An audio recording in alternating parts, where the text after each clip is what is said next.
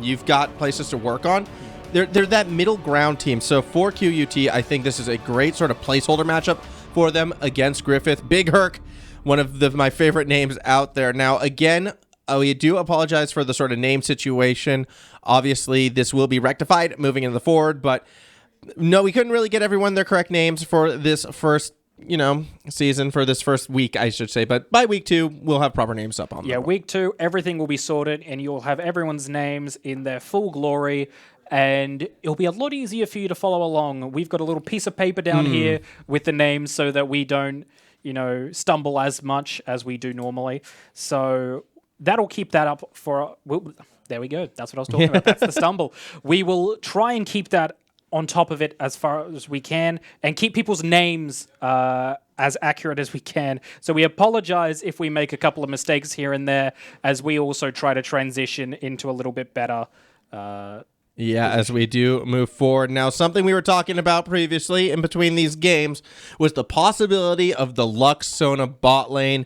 I believed it was going to come through at some stage, and Part 1 has been locked in for Griffith University. We got ourselves the Lux. Yeah, the 62% win rate Sona ADC has been a nuisance overall, as we see QT picking up the Ashe Karma, a very strong pick, and I'm surprised that we didn't see a Sona at least banned early, as they seem to be picking...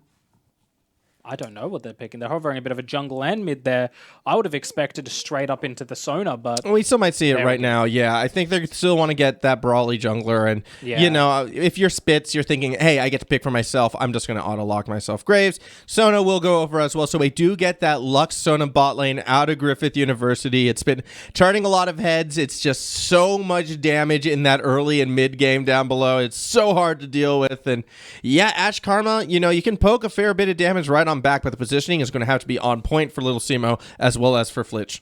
Yeah, and overall, the problem that I think QT is going to have is that, yes, they have the Karma Shield to maybe help them out a little bit and get rid of that poke, but Griffith sort of has the same thing there with the Lux Shield.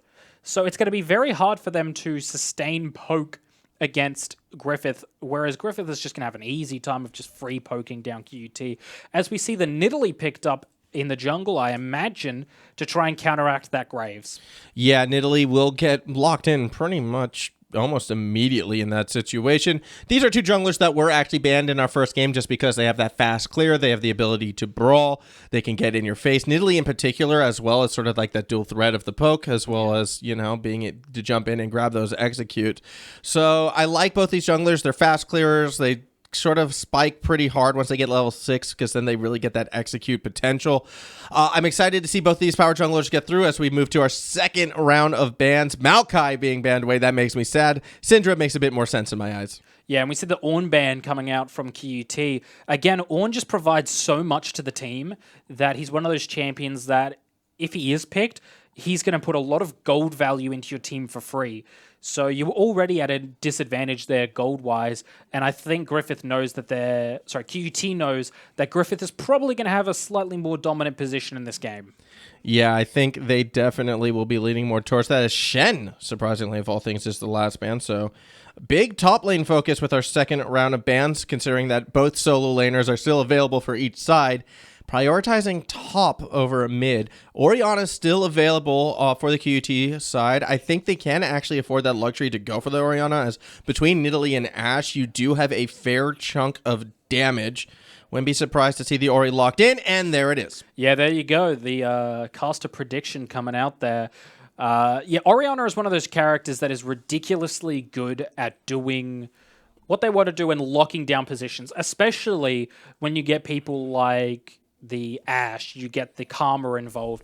You can just get into position and throw their team comp around very, very easily with a lot of damage to boot. So, you've got the Lux Sona. They've better be careful, because if they get caught by a shockwave, that could be most of their HP gone.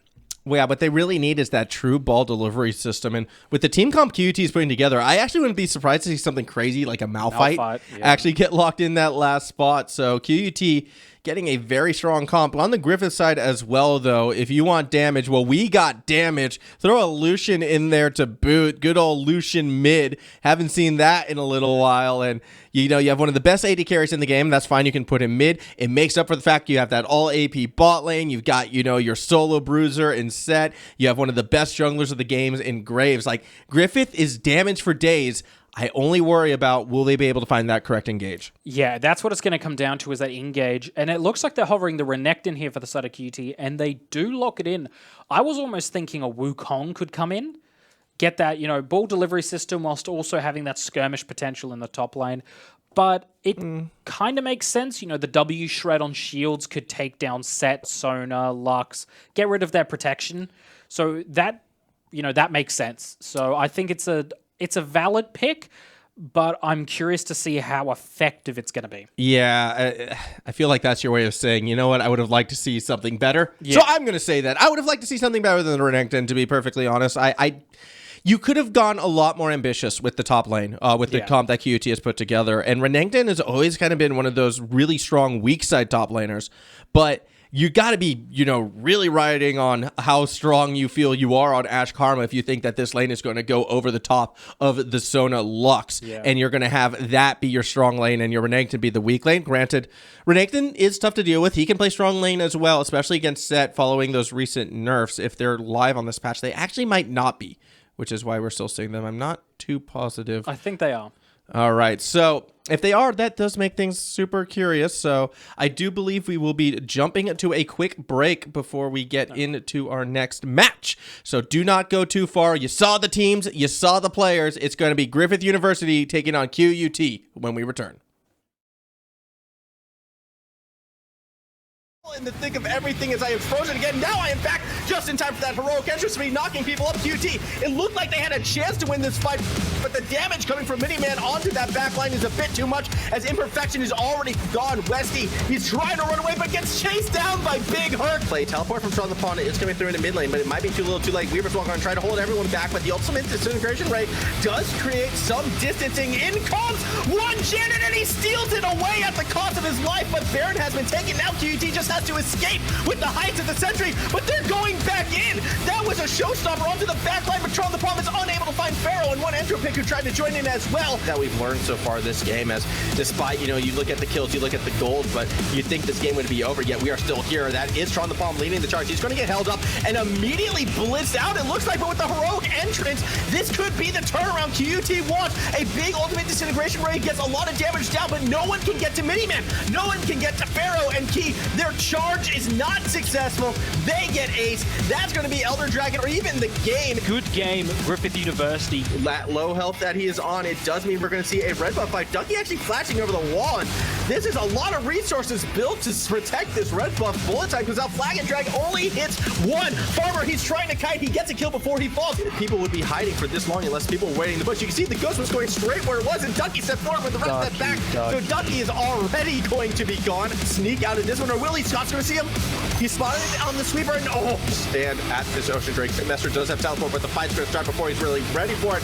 The Cataclysm holds Farmer down for a brief moment, but he's just able to jump out and throw the damage right on back. UQ, I always like to say, it's all about how you start games, it's about how you finish them, and the best teams can close so cleanly. And just like that, the Twin Fangs make Master disappear. Ducky's the next target. Yeah, you have a bullet time, but it's not going to do too much as the Hemo Plague destroys the pack line with the petrifying gaze, and there is nothing left for Murdoch in this one. Killaroo will fall, and at 22 minutes, UQ is going to take this game. GP's hand, Zarnos will be the engaged. Jude has roamed up as well, and this is going to be a three-man dive. GP, he doesn't have flashback yet, gets charmed, gets taken down. Zarnos gets the kill this time. You know, Ubisoft in top lane, you have to expect it. You have to play around it. Zarnos, he sees Pinch and still goes in trying to get that kill, has the backup from forward, but it's not enough to make the save. Bit of a base race right now as the Baron is being taken. Still has the Glacial Prison. Loki's back up in 10 seconds. However, it's more dismantling coming from the use inside. Pinch thinks he has Zarnos, runs in, doesn't throw the Glacial Prison. He's actually going to be in trouble. Bullet time gets rid of both the Kog'Maw and GP. Everyone Everyone is gone just as Loki respawns, and there is nothing Lulu can do in a 1v5 situation. You said they will stand alone atop the mountain as the only 5-0 team here in the Intervarsity League. They are the king of the hill. Hey everybody, welcome back as we're still getting ready to get into Summoner's Rift for Griffith University versus QUT. What I found interesting about watching that highlight package, we saw what happened last time these two teams faced, and well, it was kind of a one-sided affair. Yeah, it was very much a one-sided affair, so it'll be interesting to see how that has played out, you know, since the last tournament, how they've evolved and how they've played. As if we look on the side of Griffith, they've opted for that double support item, obviously.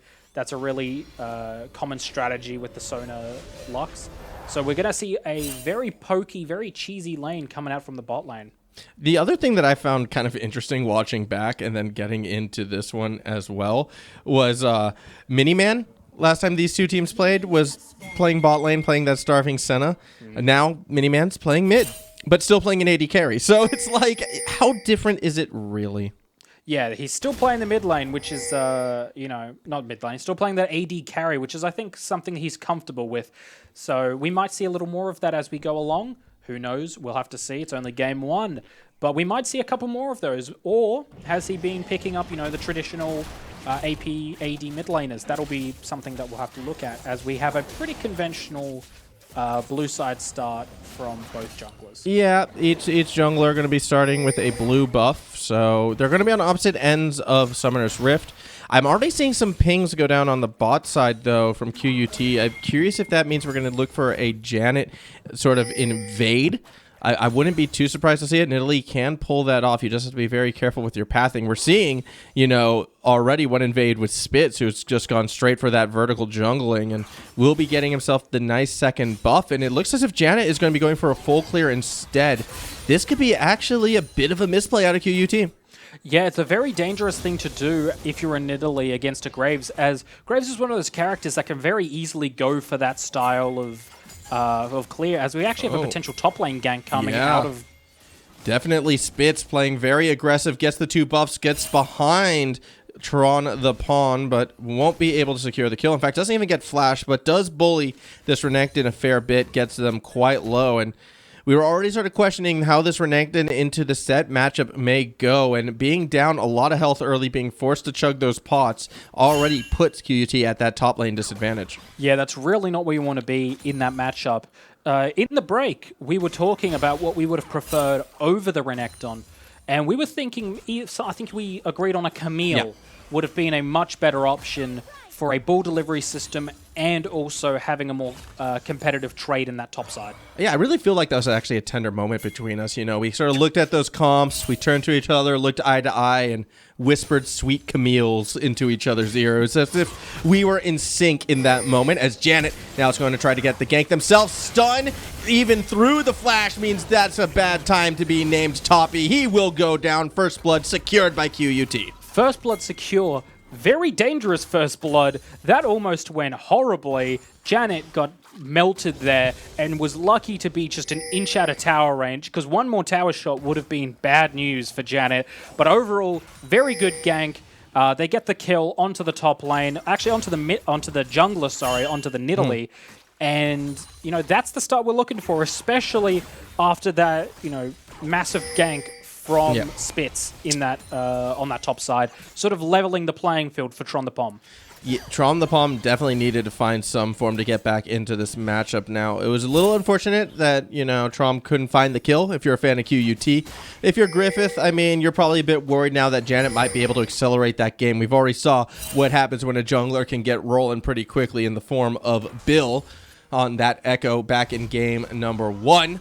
However, as we sit right now, it's more camping happening on the top half of the map. That said, Toppy, not Big Herc. Again, you know, names are kind of in a weird state this week, as that is Toppy, I believe, in the top lane. Makes a lot of sense. Did spot Janet on the ward, so it's just able to play around that, although it does look as if Tron the Palm was actually going for a bit of poke. It's going to be a very pokey top lane. Yeah, we might actually see the junglers clash here on the bot side a second. Whoa. Spitz has gone for an invade onto the Wolves, but it looks like Janet's just reset and might be coming back to catch them. Yeah, I think that's a case. Perhaps the Spitz sort of like overcompensating for how quickly he'll be able to clear out those wolves. About to get it just now, but is unable to find it at this moment. In fact, they're actually going to turn this into a gank as Miniman has pushed forward as well. Janet, not even safe in their own jungle, tries to flash to safety, but the follow-through from Spitz is there, and we have a tie game. And now we have the jungles with both the kills. One on the Graves, one on the Nidalee. And, you know, that's not what we were looking for if you're Janet. That's, you know, we saw that coming down from a mile away. Unfortunately, they don't have caster vision, so they can't see the Graves taking their camps. And very good from Miniman, actually, to get that roam. And what's even greater, I feel like, is the shot calling coming from the Griffith side. Like, that play was decided the moment they saw Janet recalling on that ward on the top half of the map. You know that, you know, Toppy called that out, said, hey, Nidalee's only recalling now. She's only had enough time to really be on the top half of the map. She will be going back to the bot half now if we've been tracking correctly, and they just set up that ambush and get that kill. I have to be a little bit critical of Arcadian and sort of not being able to react and follow Miniman on that play in that bot side jungle, but it was just a real intelligent play coming from Griffith University, a very ambitious play, but it pays off in spades. Yeah, it pays off in spades, and that's confidence in your tracking ability, especially your jungler's tracking ability, and their playmaking decision. Because like we said, you know, they saw the back, they realized, hey, they're probably going to be going bot side to catch our bounce camps. So they knew that they went down there, caught him out. As we have another potential fight, never mind. It looked a little dicey at first, yet with the bit of that, you know, phase rush speed on the Graves, Spitz just is able to bolt out of that one. Again, you know, Graves isn't typically a champion. In theory, you would expect to be running that phase rush, but it's those situations like that, being able to actively sort of relocate yourself, that you understand why Graves takes that summoner. I want to call it a rune, even though it's not. Yeah, it's definitely one of those keystones Keystone, that are slightly underrated by a lot of people because the immobility it grants you. I've played Syndra with phase rush before, stuff like that. You get so quick, especially during a team fight. You cannot be locked down by anyone because they can't hit you. And it makes you such a threat because you're just kiting around the backside of a fight, throwing out, you know, whatever you can. And there's nothing they can really do because Graves doesn't really need any of the other runes. Like, the closest he can use is maybe like Fleet Footwork. Conqueror, Fleet Footwork. Yeah. He doesn't really need them. Electrocute Graves as well, I think, is something that's completely viable, but I just don't believe Graves should be able to run that quickly. He's an old man who's, like, you know, been in a lot of battles. He probably has had like 3 hip replacements and needs another 2 because of how much lead has been shot into his body. I'm surprised he's able to move that quickly. It just doesn't seem natural to me. Yeah, but we've also seen like million movement speed Zax. So, like... But that makes sense. Zac is an abomination that we all know and love. That's true. I say abomination lovingly, as a bit of action happening around that Mountain Drake as this side. Little Simo, with the help of Flitch, should be able to get this first dragon. No real response coming out of Griffith University. If they do try to respond, it's going to be way too little too late, and QUT kind of get Griffith napping. Yeah, Flick had to, you know, grab that heal there. Took a little bit of extra damage that he wasn't expecting. But overall, very good from, you know, Simo, Flick, and Janet to get that jungle. As we have another... Yeah, the response is going to be a gank in mid lane. Culling will go down, but the Shockwave will throw Miniman right back out of it. It does mean that Arcadian will be safe at the present moment. No mana, still sticking around, and that means Miniman's going to flash forward. Ignite is dropped, going to go for the passive, and it secures the kill. Miniman gets the solo play. And that's that way you see those clean ADC mechanics coming into play. You know, comfortable on the Lucian, comfortable in the trade, and comfortable in the kill as that smooth assassin comes out and gets that kill. Arcadian just not really understanding the kill threshold, unfortunately, in that situation. I'm not sure how much experience they have, you know, against aggressive AD carries like Miniman, and that was really well played. You thought for a moment that Miniman may have misclicked when he throws the Q backwards, but that's just to get the passive to proc, gets that double tap down, and at that stage it was pretty much all over. As down below, I'm thinking that Flitch has had kind of enough of this poke coming out of Chewy as well as Braza, but the strength of the Sona Lux does continue as much as it can. Total CS, though, still in favor of Simo. Yeah, and here's the thing. A little secret tip for anyone who's stuck in low elo. play Sona Lux because you don't have to farm. Ooh. You poke, and yeah, that's a pokefish right there. You know, you don't have to farm, really. You just sort of passively gain farm on both people while you stack your support item, and you just make bank. So I remember there was that, what was it, Moneymaker... What was that tactic back in the day? Moneymaker like Zillion or something, where you just sit there throwing things on them, making bank, and then you become a nuisance. Who was... Okay, this is going back a few splits. I think it was 2 seasons, like 2 years ago. It was a top laner that you just didn't buy... you didn't farm on, and you just poked. Who was the champion that you did that on? Soraka? Was it Soraka? I'm not sure. It might have been something like that. Because I remember distinctly it was an LCS game where 100 Thieves top laner... Oh, am I blanking on his... Someday. Actually paused the game because he saw they were 12 minutes in and like his opponent top laner didn't have any CS and thought it was a visual bug. And they paused the game. This bot lane, I'm getting vibes from that in this. It wasn't Klepto Liaowi, was it? No, Ilaoi, no, it was not Klepto Ilaoi, but it was something along. It was a Klepto type situation, I believe. As relatively slow-paced games thus far. QUT again going to go for a neutral objective, uncontested. This time securing Rift Herald. Janet's going to very happily pick that one up.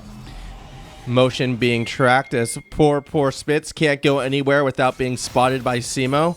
Good tracking of the jungle right now. That does let the QUT side know that, okay, he's going to be going to the bot side of the map, so we need to play it a little safer in the near future.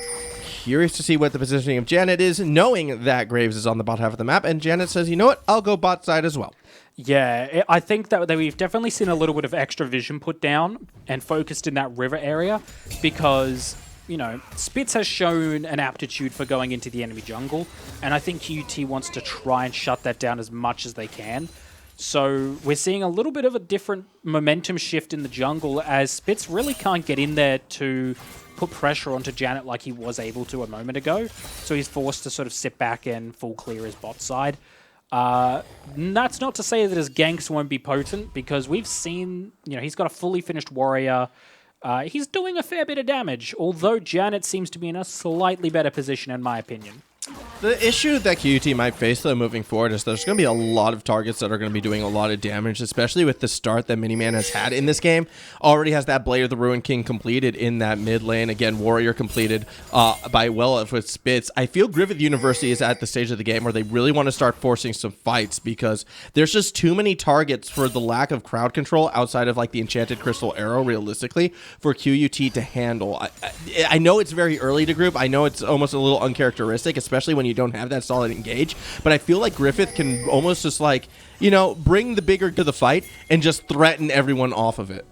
Yeah, I definitely agree with you there. I think they have... Oh, here we go. Actually, oh, here comes the culling, and it's doing a significant amount of damage to Arcadian, who tries to escape, barely sidesteps the collateral damage, and that's what keeps Orianna alive, at least for now.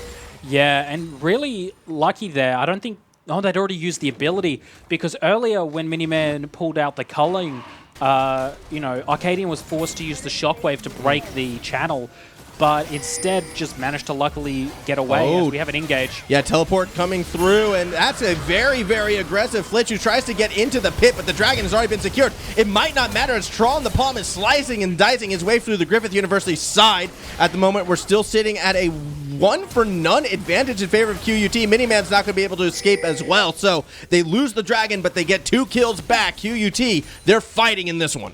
Yeah, they get 2 kills and 2 flashes and a teleport out of Griffith University there. So really, really good for QUT as they're going to pop that Herald and start pushing their way down into that mid lane, cracking that tower, potentially trying to get some control of that bot or top side. What I find interesting, though, is QUT, they're not going to try and protect this Rift Herald for that second charge. It looks like the charge will still go through regardless.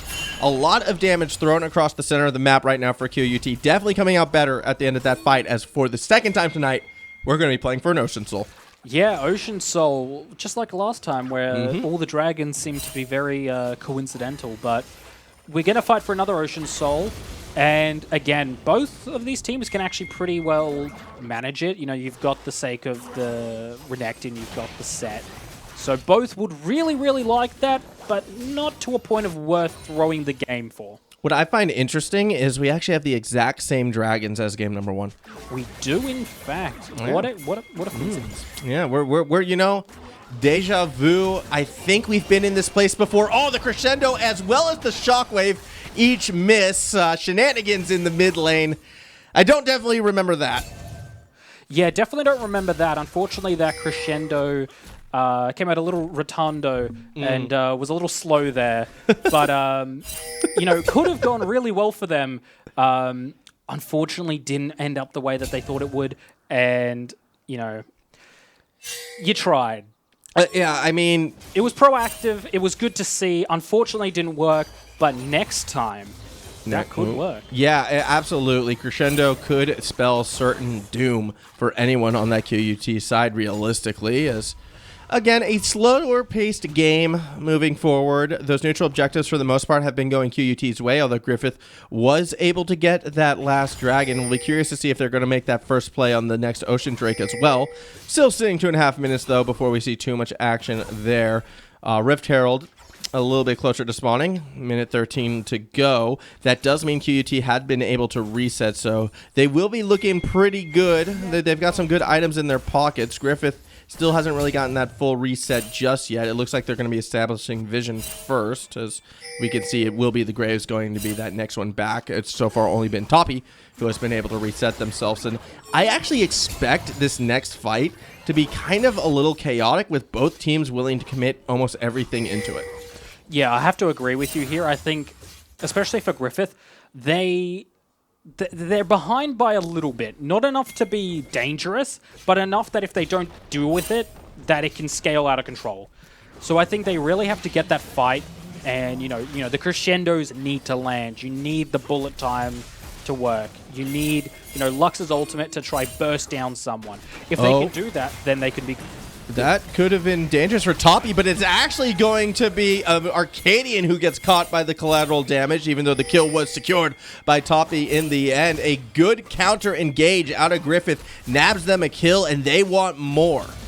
Yeah, that was really, really good for Griffith there, getting that kill onto Arcadian, managing to catch him out. I think in just a very awkward position. I don't know why he was there or how he was there, but he apparated into a very bad spot. So they did him the help of sending him quick back. And that will be Rift Herald, it looks like, being secured by the Griffith University side. Not much QUT can do without their mid laner.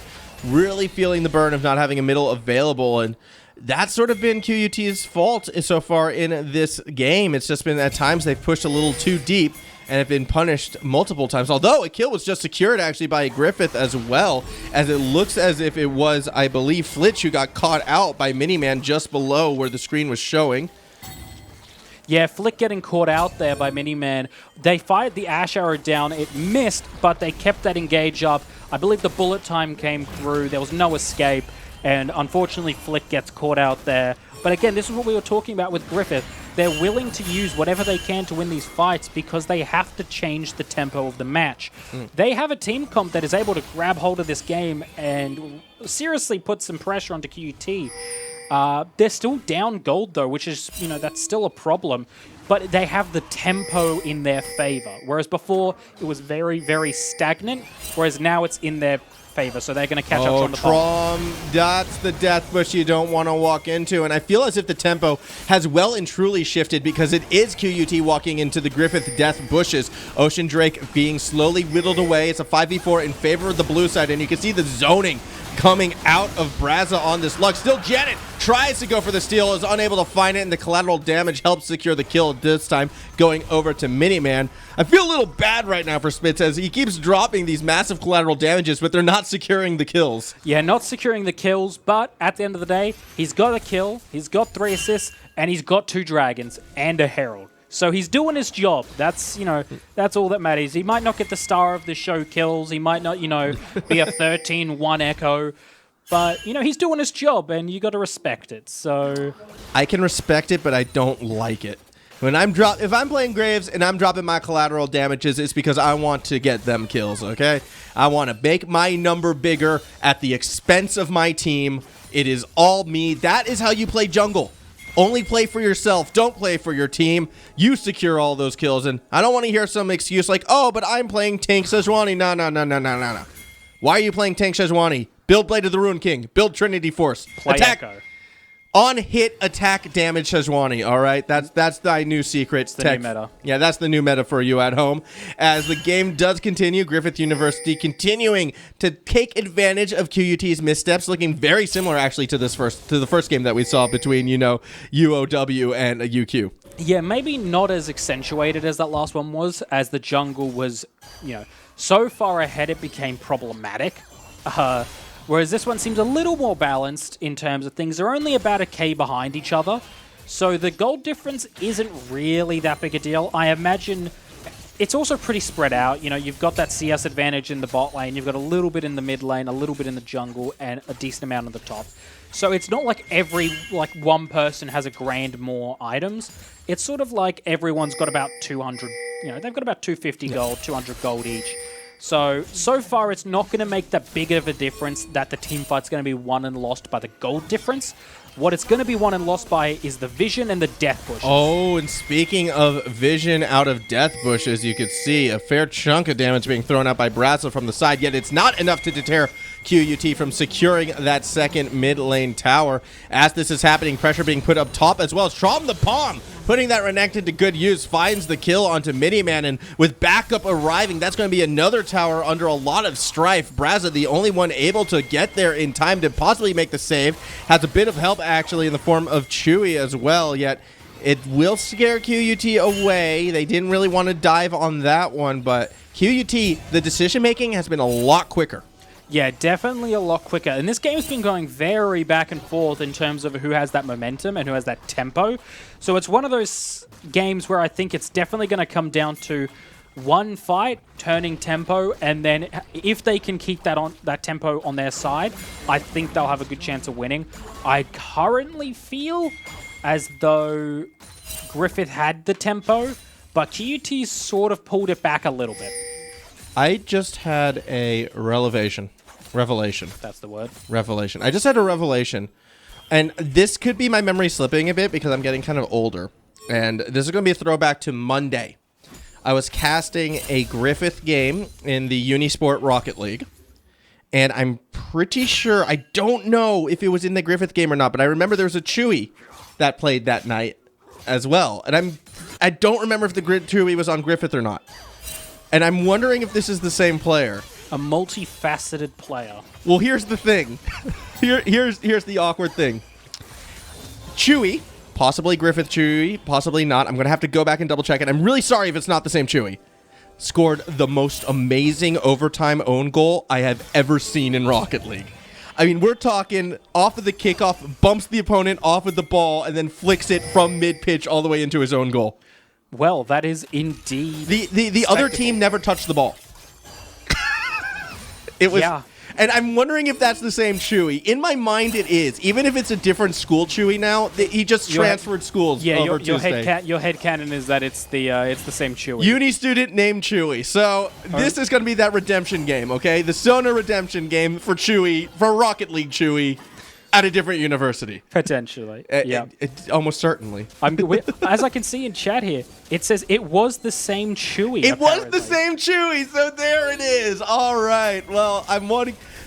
Look, the missed crescendo was not nearly as bad as the own goal, Chewy, if you are listening, okay? But I still want that redemption. You still owe, your fans in Griffith University that redemption. Perhaps we'll see it here against QUT, although it is QUT looking to collapse right now against Miniman. Damage being thrown right back, though. The culling do a fair chunk of damage down onto poor Arcadian. That said, QUT are trying to set themselves up for a re-engage. The goal is going to be that dragon. Janet already in the pit, but doesn't really want to fight it just yet. They're going to try the dragon out. Teleport coming through. Tron the Pawn actually has the flank right now on Griffith University. The return teleport a little bit late. Here comes the angry alligator, and Janet goes in for the kill. Has forced the goal golden, and Tron the Pawn on his own showstopper does so much damage to the backline at QUT as Miniman is able to fall through straight through the center. Griffith University wins a massive fight. They're going to get the dragon as well. Great turn of events for the blue side. Great turn of events for the blue side in what was looking like a very, very scary fight as Tron the Pom teleported in very, very early, and Toppy took a couple of seconds to react to that. Almost very dangerous, but look at the ultimate coming out of Big Herc, dunking on all members of the enemy team, while Miniman is confident to just run in and clean up that Ashe on the back line. Yeah, a huge play out of Toppy on that set. I mean, that was the showstopper to end all shows, one would say, and Griffith continuing to build off of that momentum. They're looking to get Baron. QUT is going to try to find a way perhaps to steal the big purple worm back. Coling has been dropped. Janet forced to run away, and with that zoning, you would think Baron's going to be secured. Last chance spear! Oh, it got so close, taking Baron down to 127. However, Griffith does secure it. Yeah, I think Spitz just wanted to add a little bit of, a little narrative here, a little fun for everyone at home watching the 100 HP Baron nearly get stolen, but, managed to just get it. So, very good from Griffith, as they're now accentuating that lead. Even though they're only, a couple hundred gold ahead, they've got the tempo back on their side, like we were talking about. Yeah, exactly. I mean, it feels like they've had the tempo actually for the past 10 minutes nearly. But it's a weird tempo because they have the tempo in terms of winning fights. They have the tempo in terms of taking advantage after they win the fight. But as soon as QUT respawns, this red side is doing a great job in just sort of taking control of the map right back just by sort of pressuring Griffith University. Now, one of the big things for UOW actually in that first game was the moment that they recognized, okay, we can actually end this game, they did sort of flip the script. They started getting proactive themselves, and they won the game. I want to see more of that from Griffith. I want to see them actually initiate and possibly win this next team fight. Granted, they are still one dragon away from Soul, so maybe that's going to be the area where they sort of force QUT to come into them. But QUT has been the aggressor more times than not, and they've been punished for it. This is that proactive play, an assassination initiated by Braza, and QUT is now sitting a support down. And see, that's the threat that bot lane has, is that all of them, even with just, support items on that Lux, it's not about the Lux that needs to do the damage. It's the... Oh, no, another Luminous Binding connecting, forcing Arcadian to go golden. Able to stay alive, at least for now, but the pressure coming from Griffith is still a little too much for QUT to handle. Tower just getting whittled away more and more. It doesn't look like QUT is going to be able to find the re-engage. Yeah, Tron the Pom just backed. Pushing out that top lane, getting that wave in a slightly better position for them, but that will end up shoving back. They've got 2 minutes on the Dragon Soul and 3 minutes on Baron, so they're just going to happily sit here poking down the front door of QUT. Yeah, I mean, this is great use of these Baron and Baron minions thus far. You can see the cannon still sitting back there, and no one from QUT able to really step forward and challenge it, at least not until Griffith does back off. A tower taken, a base cracked open, QUT on the back foot. How do they react? Well, funnily enough, that top lane push from Tron the Pom actually has worked out as they forced a back out of them and at least forced a split, as I saw pings coming up from, I believe, Toppy, who's had to go and catch that top wave. Otherwise, they're just going to crash into that tower and take it. So we have a very big bot-centric focus from QUT here, whereas Griffith just seems to be spreading out a lot more, maybe trying to 1-3-1 or 1-4 them, whereas QUT doesn't really have that luxury right now, as it looks like Toppy is actually going to push in that tower and try and crack that top open. Exactly that. And I mean, it's kind of surprising actually to see a base cracked open, and yet tier 1 tower still sitting pretty healthy on that same side.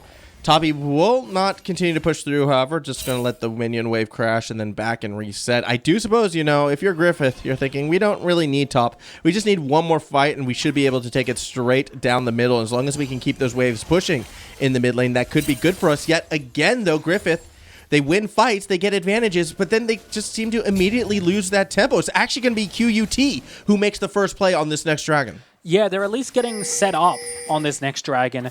I think we'll see Griffith sort of group up and try and take that. Obviously, this is one of those dragons that QUT has no choice but to fight. Yeah, but at the same token, and I guess the point I'm trying to make is QUT has 3 lanes pushing in their advantage, and they're the first team able to establish control around the Dragon Pit. You wouldn't expect that from the team that is 6 kills down, the team that has lost towers in their base. QUT has done such a good job at playing the map, yet they just can't seem to win these fights because the damage out of Griffith and the zoning and the spacing in these fights has just been too much for QUT to handle. It's really been on Griffith in the sense that they haven't been able to accentuate their strengths in terms of the map play, as Ocean Dragon has been woken up and is going to leave his little hidey cave, I suppose. If it is secured by Griffith, that will be a very critical Ocean Soul. QUT trying to find a way to steal this one away, but here comes the likes of Spitz trying to find his way into the back line. Speaking of the back line, look who is there. It's Toppy. He's going to drop the Showstopper and separate the side of QUT. This is a scattered side. The Shockwave, even though it hits 3, does not do much to quell the desires of Griffith and their desire for victory. On top of that, Tron the Pawn flashing over the wall, fall through by Miniman, should be able to get the kill with a tap, zap, and a tap, tap. All it does is anger the Gromp, who continues to chase after this Renekton. You also see Toppy on the hunt, but a bit of zoning courtesy of Flitch means QUT for the most part gets out alive, except for Arcadian, who again is somehow stuck way behind enemy lines. Griffith University win the fight. They're pinging inhibitors. They're running towards dragons. It is all blue today. Yeah, they're just going to take that dragon with the 2 of them, and they're just going to shove through that mid lane and get set for Baron, which is up in 36 seconds. So they're in a very good position here to take that. Miniman absolutely blowing up Janet with the bullet time. Toppy just on that backline being an absolute nuisance. Tron the Pump did a fair bit of damage there, but unfortunately not enough to actually even deal with any of them. I don't know what Arcadian was thinking going back in there, though. That was a really, really unfortunate misplay and ended up costing him his life. What was also unfortunate for QUT was the 3-man Shockwave that just was unable to be followed up upon because of the aggressive play out of Toppy on this set. Absolutely phenomenal performance so far. I'm just going to throw that out there. Toppy has just been, it's time and time again with these showstoppers, just sending QUT into a panicked frenzy, it feels like, where they just get scattered so easily. And against Griffith, it makes sense. Like, their team comp is designed to zone and space you out. You wouldn't expect it to come from the set, though. You'd expect it to come from the Lucian or the Sona or the Lux, but it's the set who has almost been the most effective just with these massive showstoppers. Yeah, he's been Batista bombing literally anyone into the team and absolutely melting them. The damage coming out of him is ridiculous, and it's one of those situations where, you know, he's playing incredibly well, but it also comes down to a poor positioning from QUT. They know that he's going to ult straight line, and they stand in a straight line. And now the scary thing for QUT is because we're looking at a Griffith University with Ocean Soul, they can't afford for these long sort of these poke exchanges. If they're going to commit, they need to commit. And I'm looking at Little Simo to be the one to push the go button with that Enchanted Crystal Arrow. That's really going to be their best form of engage in this type of situation because they need to burst someone down almost immediately, and that's going to be your best source of crowd control. Griffith, to their credit, though, has not made that easy for QUT. They've been very mobile. They've been running around, dancing around, and now we're starting to see them finally get a bit more proactive with their ward placement, with their positioning. QUT, they're forced to respect Griffith. They're forced to give that space, and we see Baron started. Yeah, and Little Simo's all the way back at base. So this is, if they can't really force a fight here, the best they could hope Drop for. the arrow. You got to shoot the arrow. The Enchanted Crystal Arrow has to come out now, but it's not going to. Finally, it makes its way into the pit, but it's too little, too late. An assassination on the backhand, courtesy of Toppy, because who else could it be? Means QUT is running from a Baron-empowered Griffith University. That shield at the last possible second keeps Toppy alive, and Tron the Bomb is probably smashing his keyboard in rage. QUT just cannot get anything going in their favor. Yeah, Trod the Pump thought he'd get that kill onto Toppy there, but he hit him with the overhand right, and good night, Crocodile, as that's another kill onto the 7-1 set. Set is the type of champion that would wear alligator shoes. It's what he would do. He'd take him wherever he goes, and that is a lot of structures being destroyed. Finally, the top tower does go down. I mean, yeah, an inhibitor falls as well, but hey, top tower is gone. I think that's a bigger victory for Griffith as they continue to put pressure on the top half of the map. Yeah, they're definitely pushing that pressure on. I think they're just trying to deny any little bit of, hope that QUT has by taking all of their jungle, all of their autonomy in this game away from them, and they're just going to crack on this top tower. Yeah, it looks as if Griffith could be setting themselves in position to possibly find that game-ending fight. Now, QUT has had a chance to reset. Griffith has not since that Baron, and that could be pretty critical. 3-man Shockwave might open the door. The collateral damage, though, scares the rest of QUT away.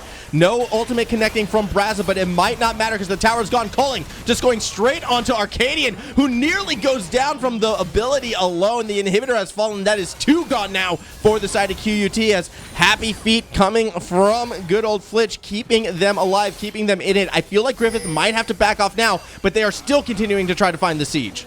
Yeah, they're just going to siege into this base. Even if they just sit back, those empowered cannon minions are just going to lay waste to the tower. Oh, that was the double root. Crescendo connects, and down goes Janet. On the up end, you see the showstopper just zoning the rest of QUT out. Griffith, they don't want towers. They want kills. QUT forced back into their fountain as the second Nexus tower does fall. Nexus, not long after, another 3-man Shockwave is not enough. Griffith University wins the Battle of Queensland. GG in the top lane, especially. That fight and that game in general, those showstoppers were incredible.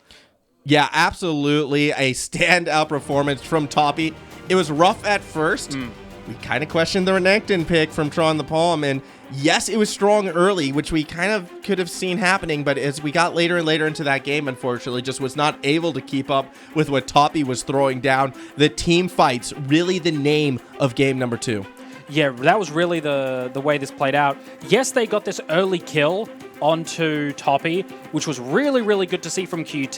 The early game, they played great in my opinion. I think QUT played incredibly well. This sort of kill was where it started to turn around, where Miniman got that 1v1 kill onto who was it? It was onto Arcadian. Sorry, that's my bad. Onto Arcadian, and they really shut him down there. And that's where it sort of turned around. So it's just, things just went from bad to worse for QUT, as you can see there. The death bushes, the dragon takes, they never really recovered. No, they didn't recover in this one. And it was a good game for Griffith. I still feel like they could have played it better. They were giving, at times, I feel like, too much respect over to QUT's side, especially considering how every fight just happened to go in Griffith's favor. QUT, they were, keeping Griffith on the back foot, I suppose, by playing over-aggressive. Again, similar to what we saw with UQ and UOW. But I'd say from about like 8 minutes until the game end, Griffith could have actually sort of swung their weight around and actually looked to be a bit more of the aggressor. Fortunately for them, they were that far ahead. Their team comp just did that much damage that QUT didn't have enough engaged shields to really shut them down.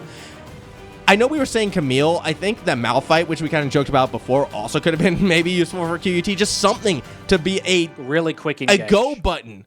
A proper go button besides just the Enchanted Crystal Arrow, which Lil Simo seemed to be using defensively more than offensively throughout this series. Yeah, there was never really an offensive one that seemed to land very often. I think there was a couple that landed in the early game, but they never really, became much.